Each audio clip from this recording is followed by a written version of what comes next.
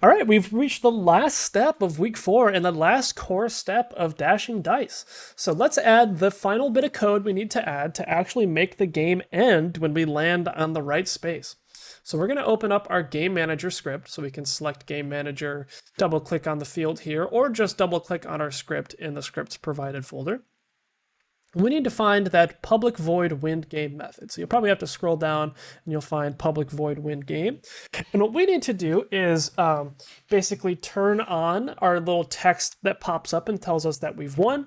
And then we also need to disable all of our buttons that are currently on screen after we land there.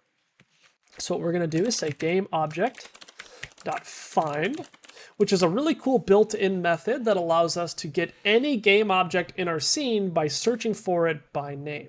So in this case, we're searching for the game object called win, which is just a text object that just says you win.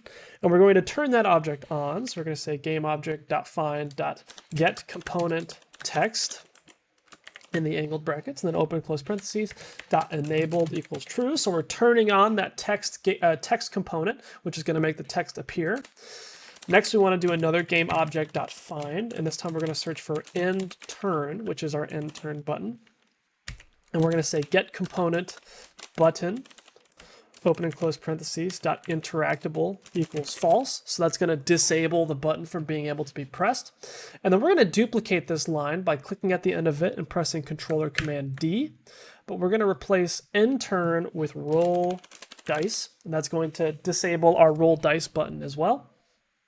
And then finally, the last line we want to add is time.timescale equals 0. And there you have it. That's all the code that's going to handle ending our game for us. And while I could play through the game and show you that that works properly myself, my board is a little bit long, so I'll let you do that. Go ahead and play your game out from start to finish. You don't have to grab somebody to play with you if you don't want, but of course you can ask someone if they're around. And pick 2 players and just roll the dice until you get to the end and see if the game ends. And I think you'll find that when you if you land on those last 3 spaces, that yellow text is going to pop up and you're going to win the game.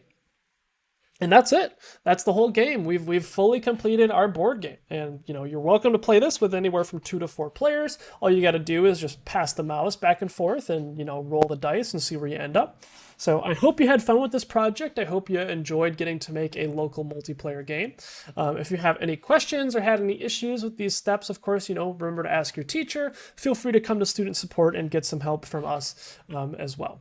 So thank you for watching. Thank you for joining us here at Techability. And I hope you have a great day. And I hope to see you for the next project.